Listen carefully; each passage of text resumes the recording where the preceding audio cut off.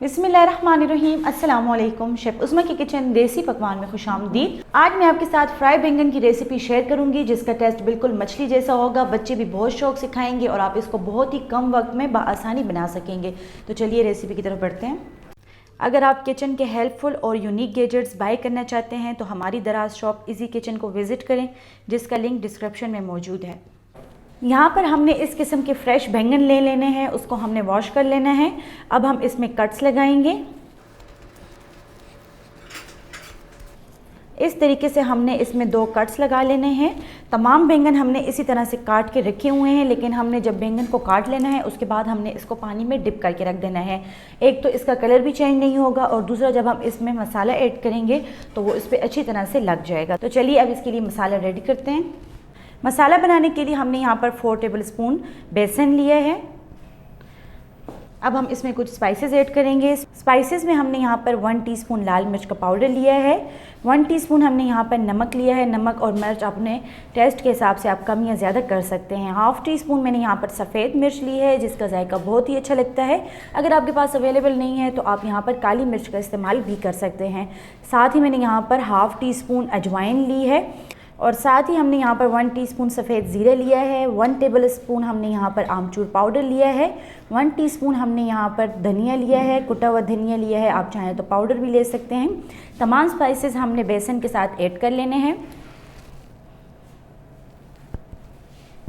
1 tablespoon हमने यहाँ पर लहसुन और लाल मिर्च का पेस्ट लिया है। तमाम स्पाइसेस और पेस्ट को हमने बेसन के साथ अच्छी तरह से मिक्स कर लेना है।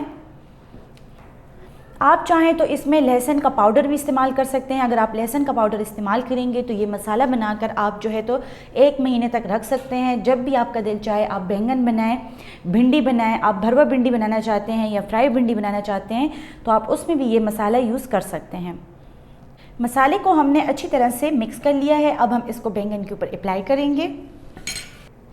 इस तरीके से बैंगन को हमने अच्छे से छान लेना है, इसमें मौजूद पानी इससे निकल जाए। लेकिन चूंकि ये गीला है इसलिए जब हम इस पर मसाला अप्लाई करेंगे तो वो इस पर अच्छी तरह से चिपक जाएगा। इस तरीके से मसाले को अप्लाई करने के बाद हम इसको एक बर्तन में रख देंगे।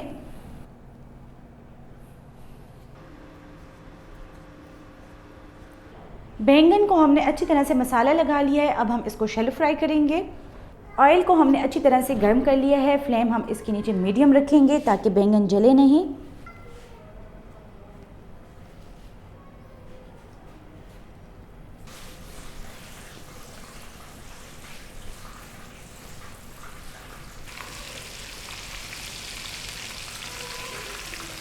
बैंगनों का बहुत ही खूबसूरत सा कलर आ चुका है, मज़ेदार सी खुशबू आ रही है। अब हम इसको एक प्लेट में निकाल लेंगे। ये आप देख सकते हैं यहाँ पर बैंगन कितने ही फ्रेश और मज़ेदार लग रहे हैं, यहाँ तक कि इनका कलर भी चेंज नहीं हुआ। बहुत ही मज़ेदार फ्राई बैंगन तैयार हैं। उम्मीद करते हैं कि आपको हमारी आज की रेसिपी पसंद आई होगी। आप भी इसको घर में ज़रूर ट्राई करें, इंशाल्लाह आपको इसका टेस्ट बहुत ही अच्छा लगेगा।